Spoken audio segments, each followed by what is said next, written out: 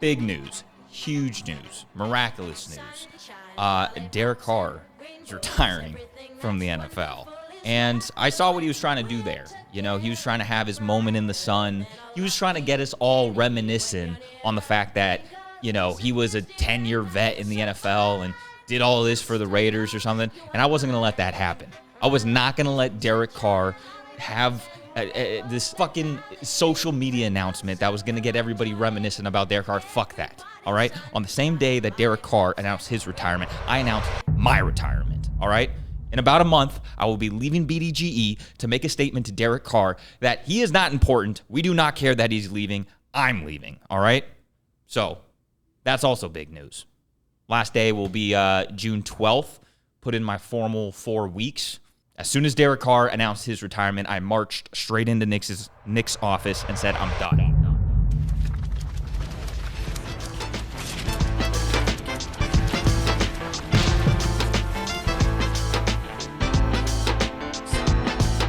Sometimes I just feel like quitting, I still might. Why do I put up this fight? Why do I still write? Sometimes it's hard enough just dealing with real life. Sometimes I want to jump on stage and just kill mics and show these people what my level of skills like. But I'm still white. Sometimes I just hate life. Something ain't right. Nobody wants to confess out there, so I guess I'll confess for them. All right. Let's not bury the lead here. I had Chipotle for lunch. It was catastrophic. They put medium salsa in it. When I have spicy food, it makes my pores just stream out. My face becomes a river of distress. Today is Friday, May 16th. Feel like it's been a while since I did a traditional solo confessional. Kind of a big week. We're officially 1 week into the trivia membership being launched, and I believe we have a little bit over 400 members, which I think is pretty fucking awesome. Exactly 1 week later, and I think we have around 440 members already. A lot of cones, a good amount of stains. It's such good progress for 1 fucking week. I'm so proud of it. I feel like we really haven't promoted it to the nth degree. Like, yeah, we put it in a couple YouTube videos, we made some TikToks, we like made the vlog talking about it, but like, it's not something we're like, go sign up, like, go make sure you're, I don't know. I feel like it's launched extremely well. I'm very happy with it. This is what happens when you really build something and wait for the right moment to capitalize on it. I think the fact that we've built such a strong community here and not asked you guys for much over the last year and a half or 2 years and just tried to give you good content and provide a lot of value in your lives. And when we do finally deliver that haymaker punch, that haymaker ask, it becomes an easy decision for you guys. And it's amounted to having that really high membership rate. I'll tell you what's like the most exciting thing for me as someone trying to like run this place is it's not the actual number of signups. It's not the money that we're going to make from it. It's not anything like that. It's the fact that now me, JMO, and JL, and obviously other people were included in, you know, the building of everything. But it's like we wake up now and we'll like send a screenshot of like how many members have signed up now. It's something that we're collectively really excited about. And that's been something I've been trying to work towards with the office, where everybody can get like synced up on something, because our main product comes on the fantasy side of things and no one in here really makes fantasy content besides me. So it's like I could sell thousands of draft guides or whatever, but it's like no one, it's like being in a relationship with someone else. Like no one, if no one else is excited, like what's the point of going down the journey together? So for me, it's awesome that we have something collectively that we're all like fucking hyped about. And it's not about the number, it's not about the money, but it's like us having a goal that we're all working towards and all equally invested in. And that's like such a fucking good feeling to have within a business or really within anything. So that's what I'm most excited about. So thank you to everybody who has signed up, who has supported. Like, means the fucking world to us. And I want to let you know like how fucking excited we get from the support that we've got from you guys. And just stay on that topic. Today was actually our first day of streaming for the Steam members, and they voted on this week us playing Family Feud, and we went and played that live, and I think it turned out to be a pretty good stream. You know, I wanted the game to be a little bit closer. Nick fucking blew it out of the water in both the regular rounds and the fast money rounds. I don't think I'm spoiling because the vlog will come out after that comes out. Nothing's gonna be perfect the first time. We'll see what game they vote on next week. When I say they, that could be you guys. If you want to be a Steam, go be a Steam, and we'll play Family Feud, Wavelength, bullshit, fantasy drafts, Wheel of Fortune, whatever you want. I'm not gonna lie, I was a little like hesitant with how the first one was gonna go, just because a lot of it involved me setting up the stream behind the scenes, and I was just kind of like, I don't know, not that I'm not confident in myself, but I'm like, something's gonna go wrong. Like, something's fucked up. Like, graphics gonna be messed up, audio's gonna be messed up, this camera's gonna shut off. The one thing that was the mess up is like Nick's final score at the end. I didn't create a text box for Joe to enter that in, which, you know, led to a little bit of difficulty at the end, but like, that's the biggest worry. I think it turned out to be a success. So Might have been more nervous producing that than I was for the combine, which was not expecting. I drank an energy drink before that, so hands were shaky. Really thought I was about to click on a wrong to reveal an answer. So glad nothing went wrong with that. There was a moment where I couldn't figure out how to put the total at the very end for Nick's score. But if that's, like JMO said, if that's the only thing that went wrong for the live stream, then we're in a pretty good starting spot. Yeah, we did the live stream today. It was a lot of fun, really cool. Me and Joe were behind the camera with that. I think it'll be a really fun series for you guys to be involved and doing stuff with us for the trivia stuff, and kind of like pushing that forward to be able to see you guys talking in chat, moving, interacting and stuff. So the Steens, the Cones, appreciate everybody that signs up for a Memby there. It means more than you guys know to be a part of the family. Feel like you're more of a part of the family with everything that comes with it. I think it's a super cool idea, and shout out JMO for proposing this whole thing, and I think it's a really good step forward for the company. We did our first Steens live stream today. Went really, really well. Honestly, better than I thought it would. Played Family Feud. I absolutely tore Tony up. Did not go as planned. Got fucking wiped in Family Feud. I think at one point the score was about 300-0. So if you want to see more disasters like that in the future, you should go ahead, sign up for the membership. That's step one. Got to the point I beat him so bad that he decided to leave the company. And I'd do it all over again. I'd do it all fucking over again. But in big news, huge news, miraculous news, Derek Carr is retiring from the NFL. No more do we have to hear about the most overrated quarterback in the history of the NFL, how he makes certain teams contenders. I don't forget things like that, all right? I don't know if you can pull up the clips because this was a long time ago. I'm not going to put someone through those type of archives, but it was just like 2 seasons ago when I said that the Buccaneers would win the division. I was laughed at because the Saints just signed Derek Carr, and that was going to make them a contender, and Derek Carr was going to make the Saints good and like a dark horse playoff team, and that's been the narrative throughout his entire career.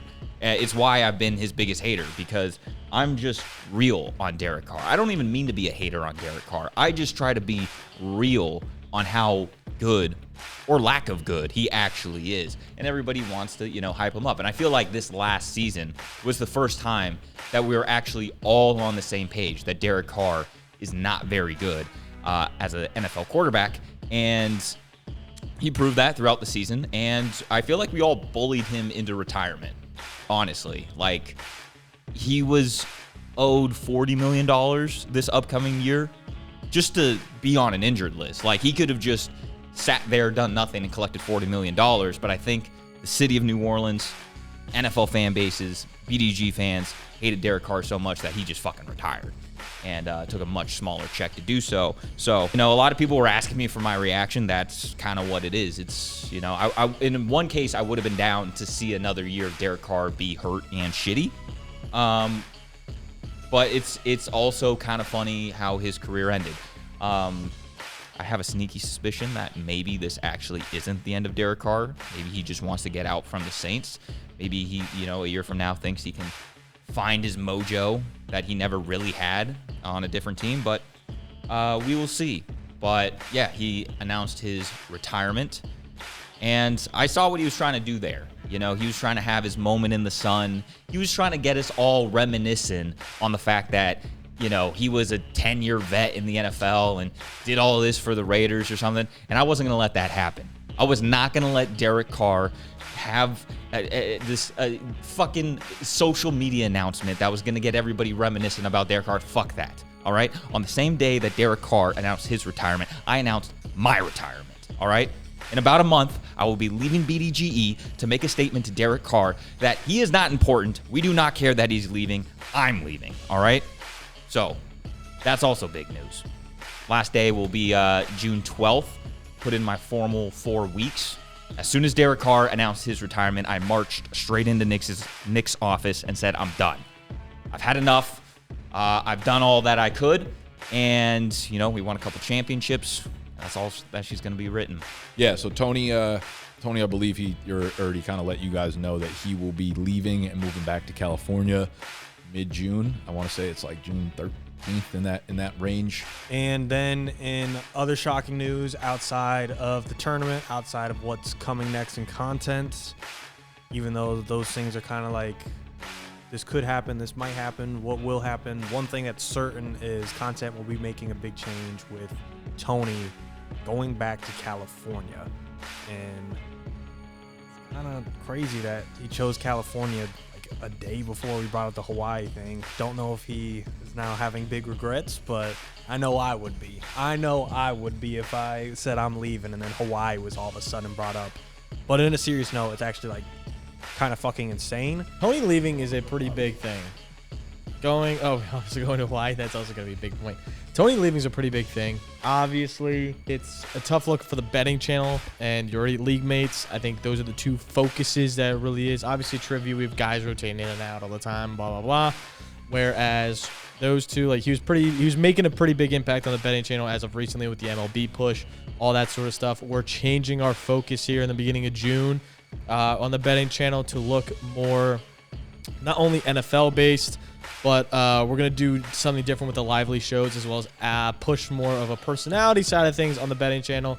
If you guys follow me on Twitter, you see I haven't been posting write-ups as much and more like personality-based stuff. That's probably what the switch is going to more look like. I'm still going to have all the write-ups and whatnot, but they're going to be via YouTube. So I'm going to be like talking about them instead of writing about them because I'm tired of writing 5-paragraph essays every single day. Losing Tony sucks because he was going to be the co-host with me. Now we have to replace Tony and get someone else as a co-host. So we're looking for somewhat new. So I'm super excited about that. With that being said, I'm sad about him for Idiot League Mates. I hope he still participates. I know that's a back and forth topic. As we already lost Andrew for Idiot League Mates, so that's going to kind of stink as we're losing 2 people now. We got to replace 2. Got to figure out how that's going to work. Tony's leaving. He kind of said it like a joke, but he's actually gone June 12th. Found this out last week when I came in. I thought it was a joke, but he's gone. He's going back to Cali to do real estate, I think he said he's doing. So that's kind of crazy. Like, again, I haven't really talked to him deeply about it. I don't know if he really wants to talk about it deeply or anything. I mean, he made the decision. That's his decision. He's going back to the sunshine, getting out of this fucking concrete jungle of hell. Tony was like one of the reasons I was even hired here. Like, I'm pretty sure when me and Gut were hired, Nick approved of the interns they were bringing on, but like Tony and Sexy, like they're the ones who picked my name out of a hat and is the reason I'm here. And now the fact that he's leaving is like kind of crazy. I'm like losing a family member that let me into the family. Actually kind of weird. I haven't like talked to him about it deeply, like what his plan is, but I just know what's happening and it's gonna be a shift in content, and I'm gonna need Joe to step it up and start fucking spewing out some dudes on the couch. And we're going to be seeing a lot more of the settlements making appearances as well. I assume we'll talk about it a little bit more. I haven't talked to him about it thoroughly. Kind of crazy. Which is sad, man, because Tony's been here, of the people in the office, he's been here the longest. He's the longest tenured person at BDGE. The first office we got, 2.5, 3 years ago, that very first day he was in the office. He's been here since day one, since BDGE became an actual company. What's up, Stain? I got nixed for AFC North content. I'm not good enough. You got nixed for AFC North content.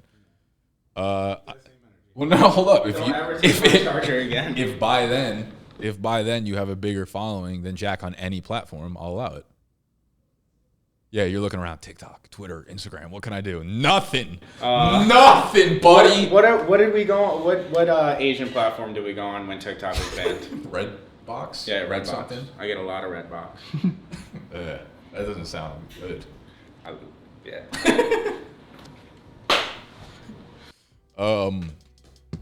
So yeah, man, Tony's been kind of like my right-hand man for a long time. But at the same time, New York never felt like a home to him. So I don't blame him. And of course, there's no hard feelings about him wanting to leave. This was something like the minute he set foot in New York, he was like, I'm probably working my way back to California. JMO's the same way. So this is eventually going to happen to JMO too.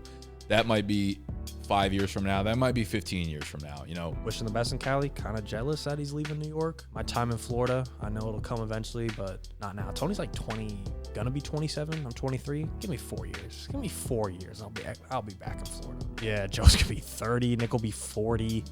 Yeah, I'm actually only getting younger. I think I'm like Benjamin Button. For Tony, and honestly, we didn't talk too in depth. It was just kind of something I understood was going to happen, and I didn't feel the need to really go more in depth about the whys.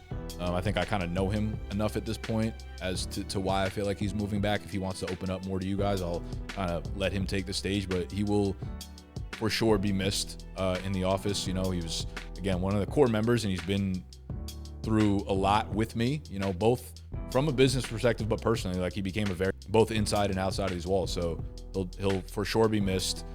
He won't really be working with us at any real capacity. Gave him the open invite to still be a part of Your Idiot League Mates if you'd like to be, but he won't be doing any like editing for us anymore, which was what he was for me. He was my kind of like personal video editor, where it never mattered time of day of week, what I asked of him.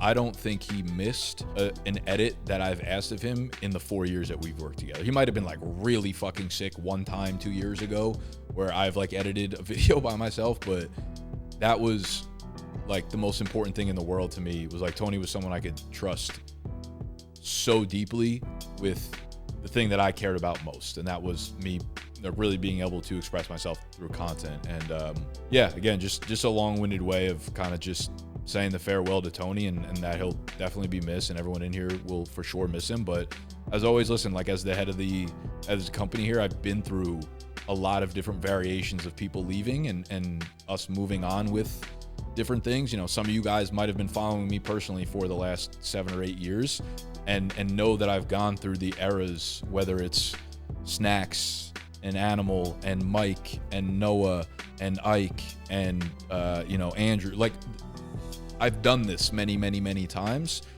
And as you get older, you start to experience these different situations that you go through. And when you experience them the first time, the second time, it feels like it's all encompassing. And you're like, how am I going to fix this part of my life? How are we going to ever get back to what we were or move forward? And every single time you live through it and you get better and you get stronger and you learn from it. So like, these types of moves, while they affect me emotionally, I've been able to operate through them at a much higher capacity as I've improved as a business owner, leader, whatever you want to fucking call it. That's really all I can say. You know, we'll give him a proper Viking goodbye, I think, on the way out here. That's it. One other big thing that we talked about today is that for the first time since I've worked at BDGE, mine Guts, like 2-year reunion's actually coming up in July. So I've been here like, what, a year and 10 months? First time in the last 22 months I've worked here, Nick has ever mentioned being open to us moving locations out of New York City. And he said he would be open-minded to a presentation about the company moving to Hawaii. Or I mentioned it in a story saying, have you ever been to Maui? And he was like, no. And I told him like a story about going to Hawaii and how beautiful it was and all those types of things. And he was like being pretty serious, saying like the only way he'd move is to go to Hawaii. So me, JMO, and Gut need to come up with a pitch deck, because even though it was like 95% a joke and 5% serious, the 5% serious of us living in Hawaii would be the sickest thing in the world. So I'm gonna have to come up with a PowerPoint presentation about the day in the life, all that type of stuff for Hawaii, because waking up every morning looking at the ocean better than waking up and not looking at the ocean, you know? Me, JMO, Joe, we're going to cook up something to propose to Nick to move to Hawaii. He won't go anywhere in the world that's anywhere else besides the concrete jungle or Hawaii, which are two drastically different parts of the world, but that's fine. So it's super exciting about that. I think that'll be a lot of fun to make. I was in South Carolina for, I think, a total of like 3 days this week earlier, doing some stuff with the family down there. Waking up every day, going on the porch, doing work on the porch early in the mornings, hearing the birds chirping, the sun is shining. It's a good temperature outside. You get to go to your gym that's half indoor, half outside. It's a bright, nice day. You're working out, you're able to go for a run. After you get back, you post a little bit more stuff for work, and then you go swimming, and your day is full of energy. You go on the grill after that, make some good steaks, burgers, chicken, whatever, eat good food, and you feel 20 bajillion quadrillion times better than when I'm here in New York City. I came back to New York, and I'm like, wow, we're back in New York City, and it's like a completely different vibe. Also, everything's cheaper there. It's awesome. Shout out Zaxby's. I got it like 3 times while I was there. It's lit. Anyway, Is this actually feasible? Probably not. I'd give it about a 3% chance of being able to happen. That might even be like triple what it should. It might be 1%. I think the odds, if someone were to place odds on us actually going to Hawaii, it would be like plus 3,200, to where on the surface it looks like a lot. Like it's almost guaranteed not to happen, but there is a world where it could happen, and we're gonna see if the odds shift. Every week we'll update the odds. Every week we'll update the odds to see where we might go to 4,800 at some point. I think 3,200 is a good spot to where it is like one of those heavy long shots. So you're just like, fuck it, place it, find out. It's like when the season started and you took like the Pistons to win the chip. Obviously they're not going to win the chip, but they made it to the playoffs this year. You never know. Those odds shifted when they made the playoffs. You know, stuff like that. So I think that is kind of the idea I had. But the fact that he's even like open to listening to it is like actually a big deal. He's shot down every state, country we've ever brought up to him. And for some reason, Hawaii today, he's like, I'll be down to go to Hawaii for like 2 years. And it was super cool to hear because fuck New York. The weather shit, the city shit, the people are shit. Hawaii, it's like, it's not even that he's just open to leaving New York, which I would already be happy with. If he said we're going to Montana over New York, I'd be ecstatic. But it went from New York to Hawaii, which I'd never been. But like, you think of Hawaii, of the 7 geographical places I know, that one I know is supposed to like be S tier, top standard. So just go from New York. I went to the woke to the goat. That's not gonna happen right now. But maybe like in 2 years, I could be living there for 2 years. I'm down. I'm down. So in order to make that happen, we're probably gonna need to do a couple more things around here. Probably gonna need to like be a little bigger, have some trivia videos, get a couple more views, maybe make a few more dollars. So go be a trivia member so that, you know, you can send the boys to Hawaii. But other than that, I think that was kind of it for this week.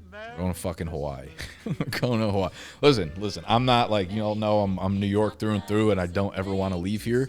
I'll probably die in this city, but I will say if there's one place, you know, because people say that all the, like, you know, if you went elsewhere, it'd be a lot cheaper or whatever. Like, maybe you wouldn't lose employees. Like, if we were in California, maybe Tony would stay, but it's like, yeah, sure. But like, Dan wants to go to Florida and God wants to go to whatever.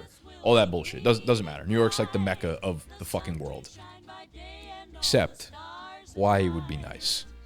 Hawaii would be nice for like 2 years. I would do Hawaii for 2 years, I think.